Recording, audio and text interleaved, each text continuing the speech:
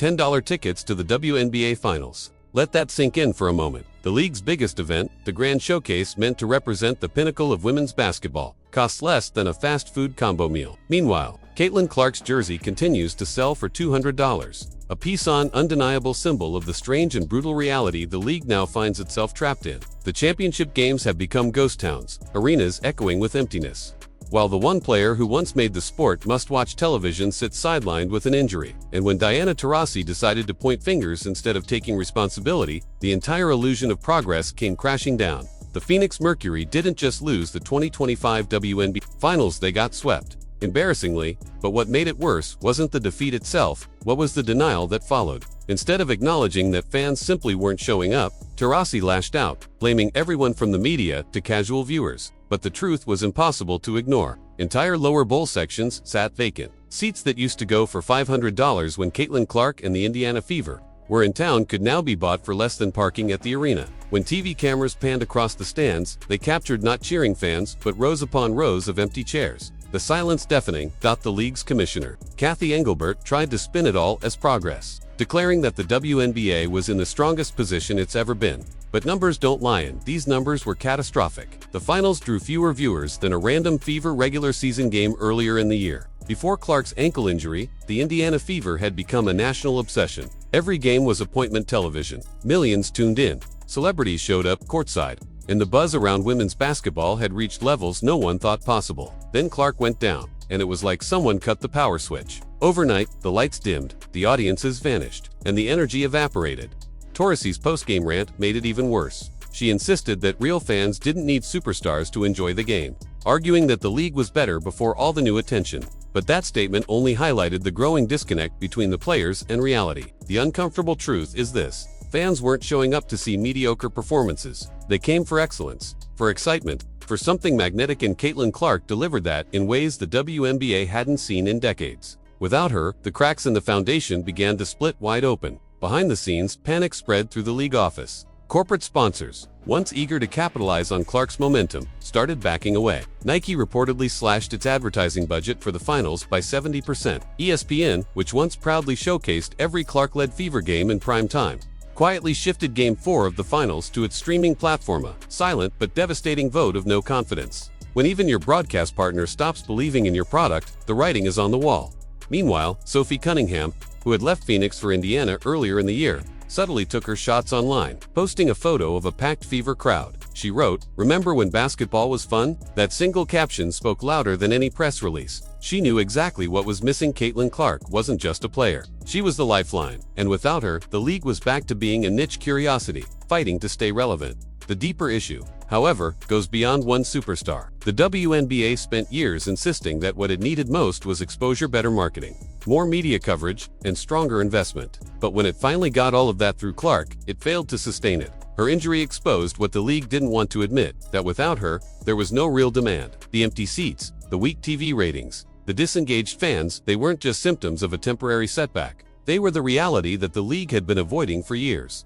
The conspiracy theories are already spreading among fans. Many believe Clark was targeted by veterans jealous of her fame and paychecks, that her injury wasn't just bad luck but the result of repeated cheap shots. The December games before she went down were full of questionable officiating, rough play, and accidental hits that seemed anything but. The commissioner's refusal to address it publicly only fueled the fire. Whether those theories are true doesn't even matter. Anymore, perception is everything. And the WNBA's image has taken a fatal hit. While veterans like Taurasi complain about coverage and exposure, Clark has handled her injury with quiet grace. No excuses, no blame, just focus. She's been training relentlessly, posting glimpses of her recovery, cheering for her teammates, and showing fans that professionalism and humility still exist. Even in a walking boot, she commands more attention from fans and media than the actual finalists on the court. That contrast between a hardworking young star and bitter veterans clinging to relevance has reshaped the entire narrative of the league. The viewership collapse is staggering. Game 1 of the finals barely cracked 300,000 viewers. By Game 3, that number had dropped to 200,000. For comparison, a random mid-season Fever game when Clark was active pulled in nearly 2 million, 9 times the audience. The WNBA's supposed crown jewel couldn't compete with reruns on cable television. On social media, the situation was even more humiliating. Posts about the finals were ignored, buried under memes mocking the empty arenas. Even the league's official account had to resort to reposting Clark highlights from earlier in the season, just to get engagement. The domino effect has been devastating. Sponsors are demanding refunds. AT&T and State Farm, two of the league's biggest backers, are allegedly reevaluating their partnerships. International broadcast deals are falling apart as networks lose interest. Half of the WNBA's overseas media contracts are reportedly on hold until viewership recovers. Even the Las Vegas Aces, fresh off a championship, are struggling to renew season tickets. Fans are blunt. They'll come back when Caitlin Clark does. Inside the locker rooms, the tension is boiling. Younger players see Clark as the future, a rising tide lifting all boats, while veterans see her as an existential threat. That divide has poisoned team chemistry. The Mercury's season was reportedly filled with infighting and jealousy over media attention.